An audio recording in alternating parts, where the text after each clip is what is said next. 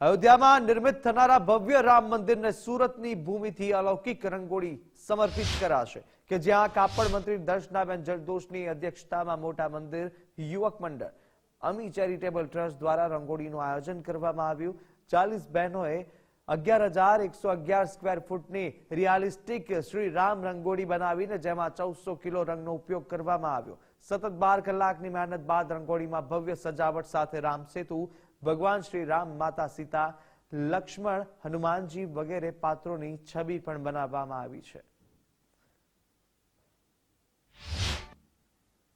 આ મહેનતવાળું કામ છે। આજે સવારથી 6 વાગ્યાથી એ લોકો આ જગ્યા ઉપર રંગોળી પૂરવાની શરૂઆત કરી છે। અખાત એ લોકોનો પરિશ્રમ છે। ખૂબ સરસ પ્લાનિંગ ડિઝાઇન સાથે આટલી મોટી રંગોળી તૈયાર થઈ રહી છે। અત્યારે રંગોળી બની રહી છે એટલે આપણે અહીંયા ઊભા રહીને વાતો કરી શકીએ છીએ, પણ જ્યારે પૂર્ણ રંગોળી તૈયાર થશે ત્યારે એનું ચિત્ર અલૌકિક હશે। એટલે 22મી તારીખની પૂર્વ તૈયારી એટલે 22મી તારીખે રામલલ્લા જ્યારે અયોધ્યાની અંદર માન્ય પ્રધાનમંત્રી છે એને જ્યારે સ્થાપના કરશે ત્યારે સુરત આ રંગોળીથી સજ્જ હશે। નૈનાબેન કાત્રોડિયા કરીને રંગોળી આર્ટિસ્ટ છે, કલાર્પણ નામે એમની સંસ્થા ચાલે છે અને એમની ટીમ દ્વારા આજે આ આખી રંગોળી બની રહી છે। અને મારું જ્યારે એમની સાથે મળવાનું થયું ત્યારે હું એક મહેંદી આર્ટિસ્ટ છું અને એ રંગોળી આર્ટિસ્ટ છે, તો મારા દ્વારા ખાલી એક એવો વિચાર એમની સુધી પહોંચ્યો હતો કે નૈનાબેન આપણે કંઈક એક ભવ્ય રંગોળી કરવી જોઈએ।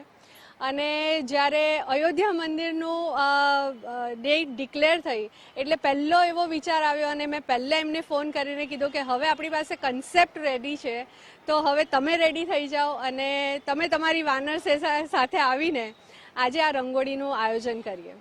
અને રંગોળી હું ઘણા સમયથી બનાવું છું અને આગળ પણ મેં એક વર્લ્ડ રેકોર્ડ કરેલો છે। આ બીજો મારો વર્લ્ડ રેકોર્ડ છે, પણ આ બહુ મોટા સ્કેલ પર છે। અને આ રંગોળીની ખાસિયત એ છે કે અમે આ 11,101 સ્ક્વેર ફૂટમાં બનાવી છે અને એ રંગોળી બનાવવા માટે સતત વહેલી સવારે 5 વાગ્યાથી લઈ અને હજી સુધી અમે કોઈએ બ્રેક નથી લીધી। કન્ટિન્યુ અમે 40 જણા આ રંગોળી બનાવી રહ્યા છીએ।